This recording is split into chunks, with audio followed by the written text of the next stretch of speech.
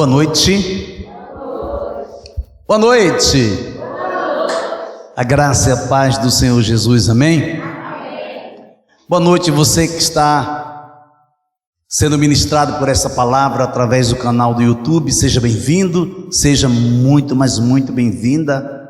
Saiba que Deus nos amou primeiro, nos escolheu, nos chamou, nos catou do charco de lodo para amar você.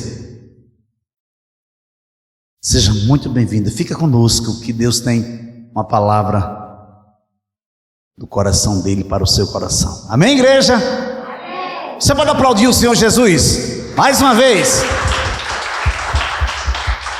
Aleluia. Abra sua Bíblia no Evangelho de Marcos, capítulo 8. Evangelho de Marcos, capítulo 8, a partir do versículo 30. Então, convocando a multidão e juntamente com os discípulos, Jesus lhes disse: se alguém quer vir após mim, negue-se a si mesmo, tome a sua cruz e siga-me. Versículo 35. Pois quem quiser salvar a sua vida, a perderá. E quem perder a vida por minha causa e por causa do Evangelho, esse a salvará. De que adianta uma pessoa ganhar o mundo inteiro e perder a sua alma? Que daria uma pessoa em troca de sua alma? Pois quem, nesta geração adúltera e pecadora, se envergonhar de mim e das minhas palavras, também o Filho do Homem se envergonhará dele, quando vier na glória do seu Pai com os anjos. Querido Deus, amado Pai, Tu que és bispo, Tu que és pastor de nossas vidas, Te louvamos, Te adoramos na beleza da Tua santidade e nos aquietamos diante de Ti, Senhor. Fala com a Tua igreja nesta noite, Pai, em nome de Jesus, amém. Eu estou intitulando essa mensagem de O Mestre e o Discípulo. O Mestre e o Discípulo. O preço do discipulado exige esforço, renúncia, coragem, ousadia, o que fará com que você e eu, ou eu e você, sejamos capazes de seguir a Cristo e confessá-lo corajosamente. É isso mesmo. Existe um preço para o discipulado, e esse preço ele vai exigir de mim e de você esforço, renúncia, coragem, ousadia.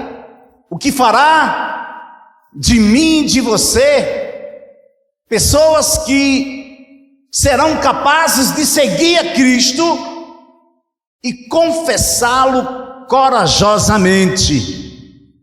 Mas quando é que confessamos a Cristo corajosamente? Quando é que confessamos a Cristo corajosamente? Quando não negamos a sua palavra, quando nos comprometemos com Ele e cumprimos o que prometemos, quando eu entendo que não é nada sobre mim, mas que é tudo sobre Ele, aí eu estou confessando, eu estou louvando e evidenciando a vida de Jesus através da minha vida. O que é que acontece quando a vida de Jesus é evidenciada na sua vida? O que é que acontece quando a vida de Jesus é evidenciada na minha vida, em nossas vidas?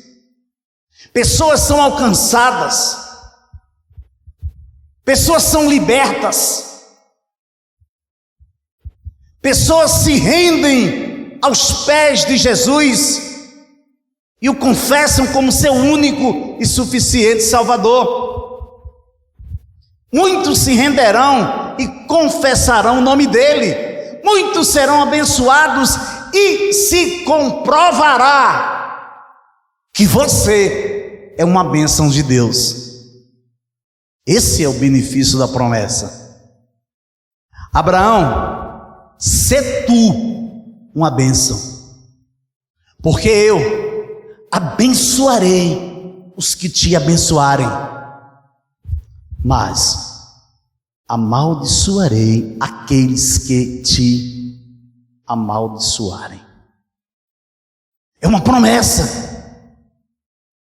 Então, sê tu uma bênção. Então, exatamente neste momento que nós evidenciamos a vida de Cristo, através das nossas atitudes, através das nossas escolhas, através de nossas reações, é que as pessoas vão começar a ler essa carta viva, que é você, que é escrita com tinta de sangue. Esse sangue é o sangue de Jesus Cristo. Minha ardente expectativa e esperança é que em nada serei envergonhado, mas que com toda a ousadia, como sempre, também agora, Cristo será engrandecido no meu corpo, quer pela vida, quer pela morte. Porque para mim o viver é Cristo e o morrer é lucro. Filipenses capítulo 1, versículos 20 e 21. Agora veja bem, a vida do apóstolo Paulo foi totalmente, completamente absolvida pela vida de Cristo, ao ponto dele chegar a dizer: porquanto para mim o viver é Cristo. O que é que ele está dizendo? Que Cristo era o resultado total da sua existência. Jesus era o ponto de convergência do propósito de Deus Pai para a vida de Paulo. Ele dá seguimento, ele diz: o morrer é lucro. O que é que ele está dizendo? Porque na ausência das limitações da vida, a união com Cristo seria completamente realizada. Você tem essa convicção? Você tem isso tatuado no seu coração? Porque na ausência das minhas limitações, a minha união com Cristo será concretizada por completo, completamente realizada. Primeira parte da mensagem: abrindo mão de mim mesmo. Veja aí, versículo 8, Marcos capítulo 8, versículo 34. Então, convocando a multidão e juntamente os seus discípulos, Jesus lhes disse: se alguém quer vir após mim, negue a si mesmo, tome a sua cruz e siga-me. O plano de Deus para as nossas vidas é mais excelente do que os nossos próprios planos. Você entendeu aí, ó? O plano de Deus é muito mais excelente do que os nossos próprios planos. Fazemos muitos planos, planejamos várias coisas, enchemos a nossa agenda de tudo que é compromisso, mas o plano de Deus é muito mais excelente do que todos esses planos. A multidão e os discípulos estavam diante do maior desafio de suas vidas. A multidão que é convocada por Jesus, juntamente com seus discípulos, estavam diante do maior desafio de suas vidas. Qual era o desafio? Negar-se a si mesmo. Eu tenho dito aqui, domingo após domingo, que o maior desafio de um crente, o maior desafio de um homem e de uma mulher de Deus, é vencer ele mesmo, ou vencer ela mesma. Vencemos tudo. Existe a ocasião que partimos para cima para resolver mesmo, porque sabemos que o Senhor está na nossa frente, e vencemos. Mas quando trata-se de nós mesmos, aí o bicho pega. Você já prestou atenção? Que você sabe falar de qualquer assunto. Você faz uma síntese de qualquer assunto ou de qualquer pessoa, mas quando pedem para falar de você, você trava. Por quê? Porque existem áreas na sua vida que nem você mesmo conhece, mas aquele que te criou conhece.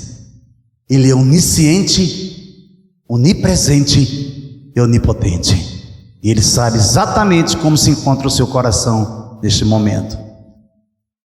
Ele sabe exatamente o que você está pensando. Ele sabe exatamente como você se sente neste momento, e é Ele que está falando com você através da palavra dEle. Você está disposto?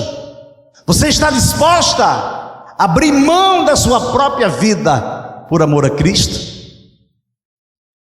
Você está disposta a viver ou a morrer por Ele?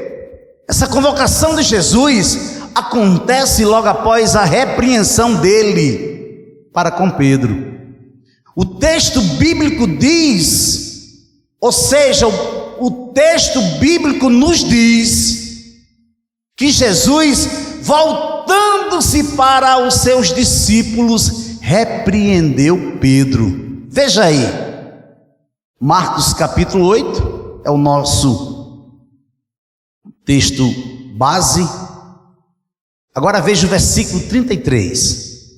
Mas Jesus, voltando-se e vendo os seus discípulos, repreendeu Pedro e disse: saia da minha frente, Satanás, porque você não leva em consideração as coisas de Deus, e sim as dos homens.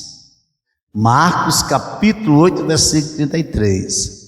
O fato de Jesus ter olhado para todos os discípulos indica que sua repreensão a Pedro era dirigida a todos os discípulos. O que é que eu aprendo com isso? Que quando Deus repreende um servo, quando Deus repreende uma ovelha, quando Deus repreende um discípulo, aquela repreensão vai reverberar na vida de todos. É incrível. Quando Deus está tratando com Israel, Ele não vai apontar e dizer: olha, fulano de tal pecou. Não. Quando Israel foi derrotado por Ai, e que Josué estava de joelhos chorando e perguntando para Deus por que eles tinham sido derrotados, Deus vem até ele e diz: Josué, se levante daí, porque o teu povo está em pecado. Ele não disse porque o meu povo está em pecado, ele disse: o teu povo, Josué, está em pecado. Agora levanta-se, procura, joga sorte e procura saber quem foi. E Josué fez, levantou-se lavou o rosto e foi procurar saber. Reuniu as tribos e foi a cada uma. Quando ele chegou na família de Cã, Cã começou a chorar. Oh, meu Senhor, foi eu. Ele se abraçou. Meu filho, por que você fez isso? Ele disse, mas eu não resisti quando eu olhei para aquela capa de ouro. Ai, eu não resisti. Eu peguei e escondi lá dentro da minha tenda. Porque qual era a ordem? Quando as muralhas de Jericó fossem derrubadas, não era para trazer nenhum despojo. Mas Cã não resistiu. Qual era a ordem de Deus? Junta toda a família, toda a descendência, filho, pai, mãe, criança, velho, idoso, animal, tudo. Leva para fora do arraial, apedreja e queima. Por quê? Por um pecado, por uma desobediência, por uma transgressão de um homem. E a gente brinca com Deus ainda, porque a gente não vê ninguém sendo fulminado no altar. A gente brinca. Aí Paulo diz, espera aí, aonde abundou o pecado, superabundou a graça. Agora no seguinte, agora eu tenho que pecar mais, para que a graça abunde cada vez mais. E ele diz, não, você não tem que pecar mais e mais para a graça abundar, não. Você tem que santificar-se, porque aquele que te chamou é santo. Então o discípulo precisa saber disso. Existem discípulos e discípulas brincando com fogo, sendo instrumento na mão do diabo, e não sabe o risco que está correndo. Mas os olhos de Deus são como chamas de fogo. Acabamos de cantar agora. E você pensa que Deus não está vendo? E você pensa que a misericórdia dele que te alcançou, que te alcança, com o amor dele que tem cuidado de você a cada dia, você pensa ou você imagina que a justiça dele não vai se revelar? Você está enganado.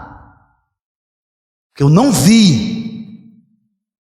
Vai completar 20 anos que Jesus me resgatou.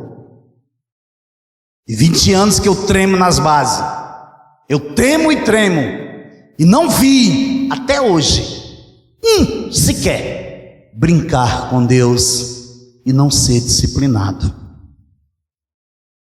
Agora, claro, o tempo é dele. A disciplina não é o homem que vai disciplinar. A disciplina é Deus que vai realizar. Saia da minha frente, Satanás. Não é a pessoa de Pedro que Jesus rejeita como satânica, e sim, somente o seu pensamento. Eu me impactei, fiquei impactado com isso, sabia? Quando eu estava redigindo esse esboço. Sabe por quê?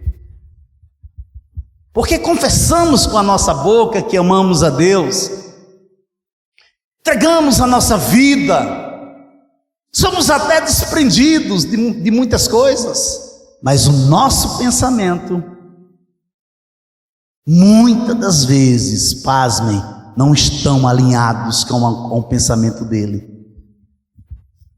E nesta noite, se o meu pensamento não estiver alinhado com o pensamento dele, ele está repreendendo você, ele está me repreendendo. Agora sabe o que acontece? As pessoas ouvem isso e trazem condenação para si. Não é para você trazer condenação para si, é para você cair em si. Você tem que cair em si, se arrepender, pedir perdão e correr para ele. Não é para você se condenar, porque Deus não está te condenando, Ele está mostrando que você precisa se arrepender enquanto é tempo. Então, foi o pensamento de Pedro que Jesus equiparou a pessoa de Satanás. Você não leva em consideração as coisas de Deus, e sim as dos homens. Naquele momento, Pedro não reconhece que o eterno governante do reino messiânico de Deus veio para morrer pelos seus pecados. Olha, amados, o evangelho, ele é didático, ele é prático. Ele começa na cruz e se desenvolve, dá seguimento na ressurreição ao terceiro dia. Então, quando eu olho para mim e vejo que o meu mestre foi crucificado pelos meus pecados, e que ao terceiro dia ele ressuscitou dentre os mortos e se encontra à destra de Deus Pai, minha vida é totalmente impactada. Não há dinheiro, não há ouro, não há prata, não há nada que pague isso. Por quê? Porque eu sei que o meu mestre pagou o preço pela transgressão. Amém? Pois quem quiser salvar a sua vida, a perderá. E quem perder a vida por minha causa e por causa do evangelho, esse a salvará. Marcos capítulo 8, versículos 35. O que temos feito nessa direção? Temos realmente nos comprometido em salvar nossa vida? Temos preservado o que temos alcançado em Cristo? Ou isso tem passado despercebido aos nossos olhos? Eu estou em Cristo, agora eu estou seguro, agora eu posso fazer o que eu quiser fazer. Cuidado. Cuidado que no momento que você entrega a sua vida a Cristo, você vai viver mediante princípios. A sua vida não pertence mais a você. Quem vai agora ter a prioridade da sua vida não é mais suas próprias vontades, não é mais seus desejos efêmeros, não é mais os seus sonhos, não é mais os seus planos. Agora existe um Deus que agora te chama pelo nome, que diz que os pensamentos dele, que os caminhos dele são mais altos do que os nossos. Agora você pode olhar para você e dizer: eu tenho valor, eu sou amado, eu sou liberto, eu sou filho do Rei Eterno. Venho sem demora, conserva o que você tem, para que ninguém tome a sua coroa. Ao vencedor farei com que seja uma coluna no santuário do meu Deus, e dali jamais sairá. Gravarei sobre ele o nome do meu Deus, o nome da cidade do meu Deus, a nova Jerusalém que desce do céu, vindo da parte do meu Deus, e o meu novo nome. Apocalipse capítulo 3, versículos 11 e 12. A profundidade e o esforço do discipulado vão muito além. É um processo constante, assim como o processo de santificação. O discipulado 1 a 1 faz parte desse processo de santificação progressiva. Então, vai muito além, e para isso existem tomadas de decisões que se apresentarão diante de nós. Vejamos, abra sua Bíblia, Lucas capítulo 14, a partir do versículo 26 e 27. Se alguém vem a mim e não me ama mais do que ama o seu pai e a sua mãe, a sua mulher, os seus filhos, os seus irmãos e as suas irmãs, e até a sua própria vida, não pode ser meu discípulo. E quem não tomar a sua cruz e vier após mim, não pode ser meu discípulo. Lucas capítulo 14, versículos 26 e 27. Nota-se que a fala de Jesus, segundo o evangelho de Dr. Lucas, nos leva para um nível maior de negação ou de comprometimento diante do chamado do discipulado. Não existem dois lugares, dois espaços, duas prioridades quando se trata de tomar a cruz e seguir Jesus. Não existe, amado. Não existe. Primeiro, que não existe essa de dois senhores. Ou você agrada um ou desagrada o outro. Você não pode servir a Deus e a Mamon, que é o Deus do dinheiro, que se assemelha ao diabo. Você não pode servir a Deus e ao diabo, porque você corre o risco de estar agradando um e desagradando ao outro. Então não existem dois lugares, dois espaços, duas prioridades quando se trata de tomar a cruz e seguir Jesus. Você tem que negar pai, você tem que negar mãe, você tem que negar filho, você tem que negar filha, você tem que negar irmão, irmãs e negar a sua própria vida. Meu Deus, é muito sério, mas essa vida com Jesus é por demais maravilhosa, amados, é por demais maravilhosa.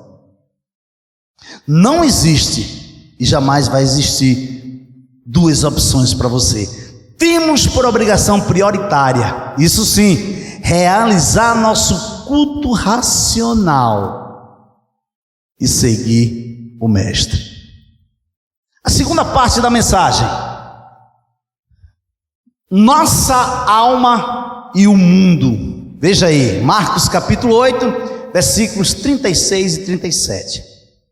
De que adianta uma pessoa ganhar o mundo inteiro e perder a sua alma? Que daria uma pessoa em troca de sua alma? Talvez na sua versão esteja: de que adianta o homem ganhar o mundo inteiro e perder a sua alma?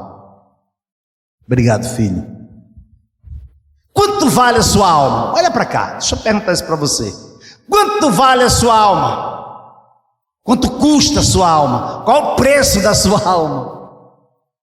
Você sabe quanto é que vale a sua alma? Você sabe o preço exato da sua alma? Você foi comprado, lavado e remido pelo sangue do Santo Cordeiro de Deus. Aqui se encontra o contraste entre o mundo e a alma. O termo usado para a vida no versículo 35 nos traz o entendimento que ambos são traduções de psique, tanto a vida quanto a alma. O contraste entre o mundo e a alma. Este princípio se aplica ao nível físico e também ao nível espiritual. Que valor há entre se obter tudo o que o mundo oferece se uma pessoa morre e não pode desfrutá-lo? Ou qual a virtude de se amontoar um mundo de bens e de posses terrenas durante alguns anos de vida nessa terra? Nesse corpo carnal, significa perder a vida eterna. De que vale? De que vale você amontoar bens, possessões aqui na terra e não olhar para o contexto da sua vida, e não olhar para quem está perto de você, para quem está ao seu lado? Como é que você tem reagido? Como é que você tem caminhado com essa pessoa? Como têm sido suas reações diante de um confronto? Como você tem reagido quando você é confrontado ou quando você é confrontada em amor? Você bota biquinho e vai embora? Ou você tem se submetido? Esse é o relacionamento do mestre com o discípulo. E ele mostra para você todas as diretrizes que você tem que seguir. Agora chega um momento que faz de conta que você não conhece. Você esquece que você é sal da terra e que você é luz do mundo. Você esquece. Agora, pastor, mas para que serve o sal? O sal serve para dar sabor, trazer sabor e preservar. Agora, qual o sabor que você está trazendo para dentro da sua casa e está preservando? A luz para você iluminar quem está na escuridão. Até que ponto a tua vida tem sido luz? Esses questionamentos são precisos pararmos e ponderarmos acerca deles. Agora sim, com todo amor, amados, com todo amor, estou repetindo, estamos diante de uma geração, seja de pais, de filhos, porque esses fazem parte dessa geração, que priorizam mais estar nas redes sociais, online, do que a vida cotidiana, a vida do dia a dia, a vida real. A pessoa está na rede social fazendo biquinho, se arrumando, e muitas vezes dentro de casa não faz o dever de casa. Eu estou falando, amados, estou falando de crente, estou falando de discípulos. Eu não estou falando do sistema mundano, do sistema do mundo, não. Eu estou falando de homens e mulheres que entregaram a sua vida a Cristo, que são discípulos, mas que estão totalmente comprometidos com as redes sociais, que estão totalmente comprometidos com que elas não sabem nem o que significam, o que essas redes sociais muitas vezes estão roubando de nós. Tem pessoas que fazem de conta que não está acontecendo nada no mundo nos dias atuais. Para mim isso é uma insanidade. A Bíblia fala sobre isso. E nós temos que fitar os olhos, nós temos que nos sensibilizar, nós temos que fazer o nosso papel como igreja, interceder, clamar, mas porque vai ser o fim, pronto, eu não tenho que fazer mais nada. Não é isso que está escrito na palavra do Senhor. Você tem que chorar com os que choram, você tem que se alegrar com os que se alegram. Você tem que se doar para os que não têm nada. Você tem que compartilhar o pouco que você tem. Então, qual a virtude de se amontoar um mundo de bens e de posses terrenas durante alguns poucos anos de vida nessa terra, nesse corpo carnal, se significa perder a vida eterna? Esse é o verdadeiro conflito existente entre a alma e o mundo. Volte para Lucas capítulo 12. Volte para o Evangelho de Lucas capítulo 12, versículo 16. E Jesus contou uma parábola dizendo: o campo de um homem rico produziu com abundância. Então ele começou a pensar: que farei? Pois não tenho onde armazenar a minha colheita. Até que disse: já sei, destruirei os meus celeiros, construirei outros maiores, e aí armazenarei todo o meu produto e todos os meus bens. Então direi à minha alma: você tem em depósito muitos bens para muitos anos. Descanse, coma, beba e aproveite a vida. Mas Deus lhe disse: louco, esta noite lhe pedirão a sua alma. E o que você tem preparado? Para quem será? Assim é o que ajunta tesouros para si mesmo, mas não é rico para com Deus. Lucas capítulo 12, versículo 16 a 21. O trabalho dignifica o homem. Isso mesmo, amados. O trabalho dignifica o homem. Jesus não está invalidando a importância da labuta. Você sabia? Por quê? Porque o trabalho dignifica o homem.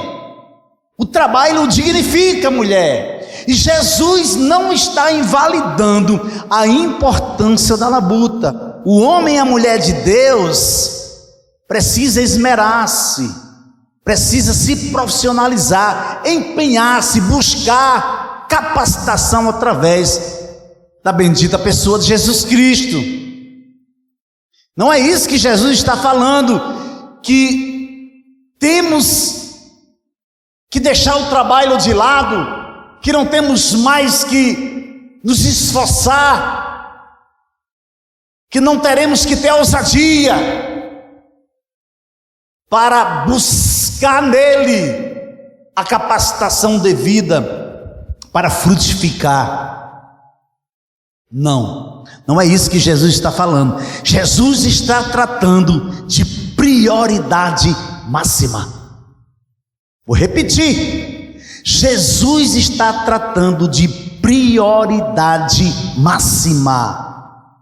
Para onde estão indo os resultados do seu trabalho?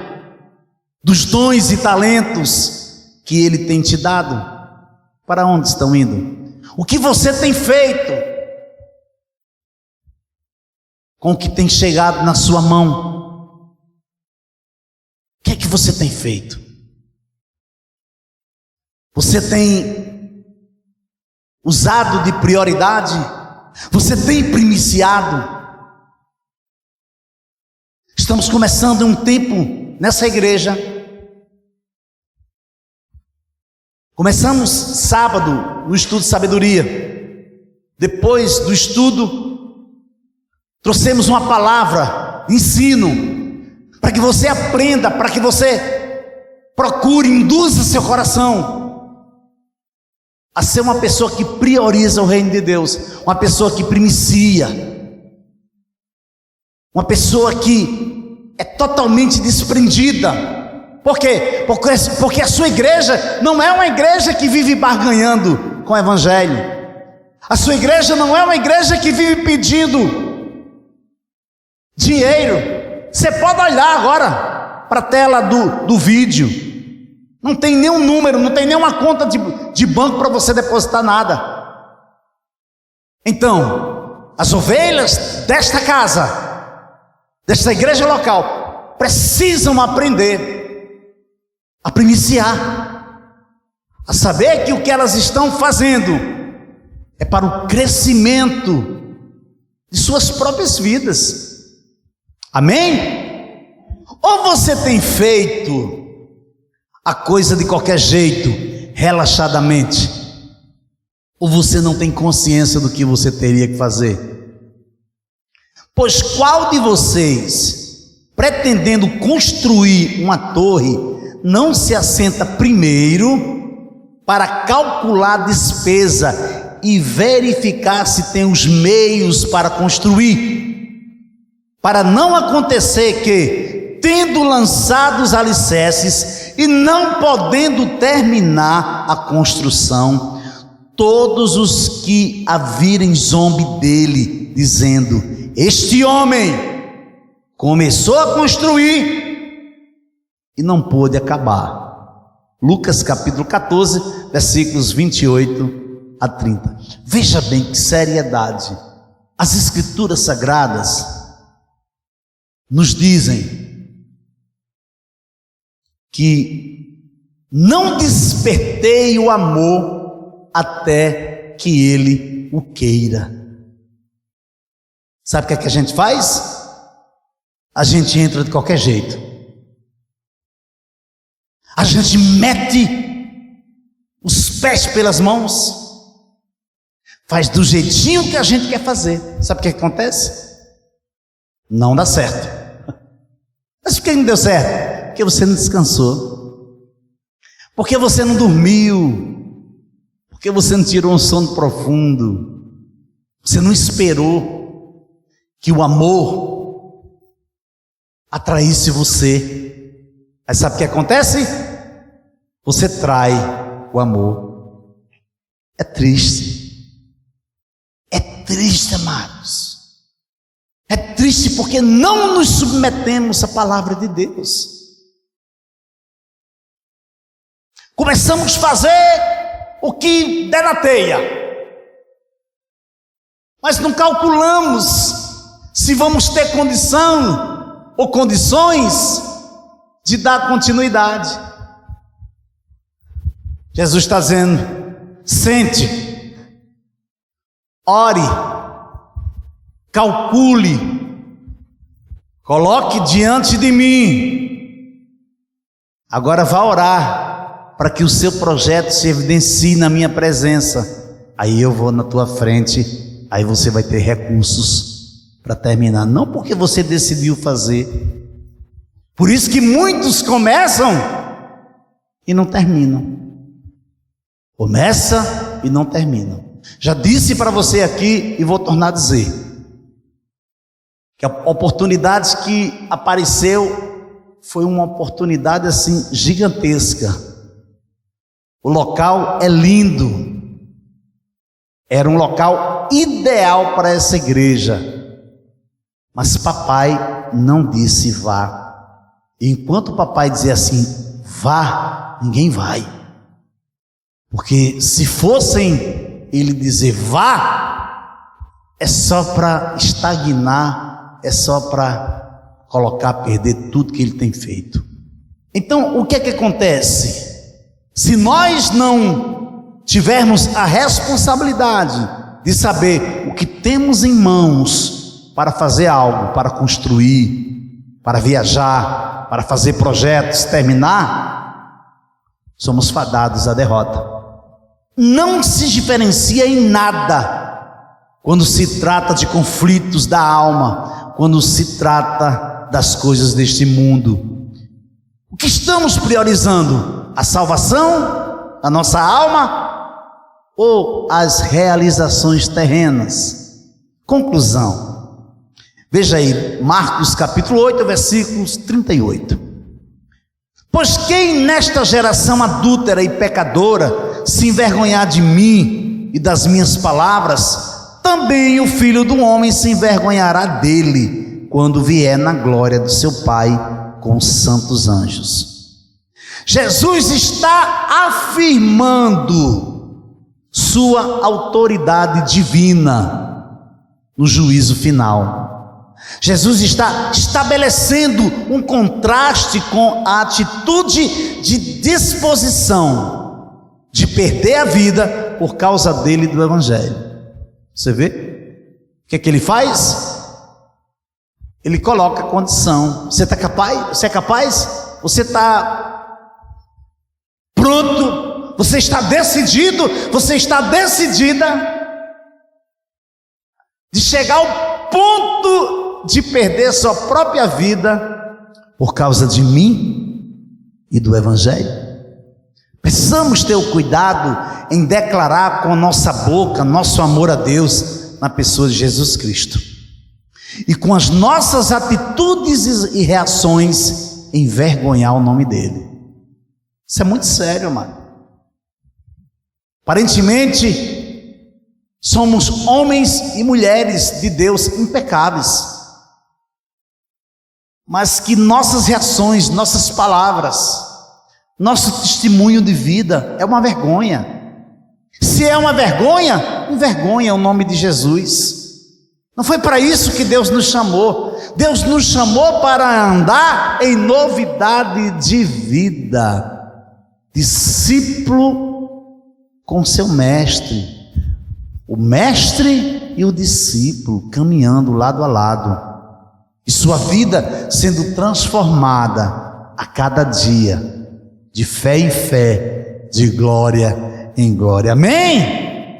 Aleluia!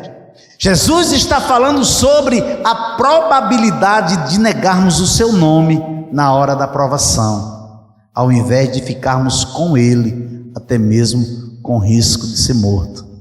Sabia? É isso que Jesus está falando. E o tempo se aproxima, amados. O tempo se aproxima. Por que, pastor, se aproxima? Porque segundo as palavras de Jesus, do Mestre, é necessário que isso aconteça. Mas venhamos e convenhamos. Há momentos que a gente olha para um lado, que a gente olha para o outro, e olha para frente, a gente teme nas bases. Por quê? Porque a gente vê um filho, uma filha que ainda não se rendeu aos pés de Jesus.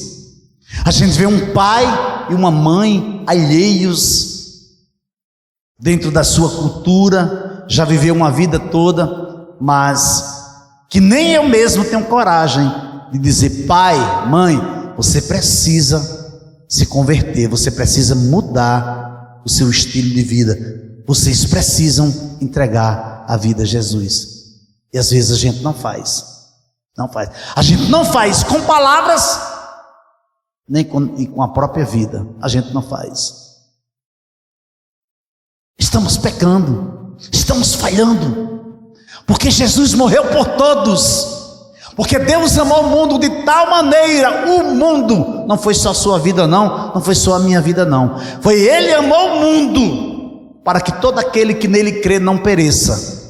Amou o mundo de tal maneira, e entregou seu Filho unigênito, seu único Filho, o único da espécie, para que todo aquele que nele crê não pereça, mas tenha a vida eterna. O que é que a primeira carta de João agora diz?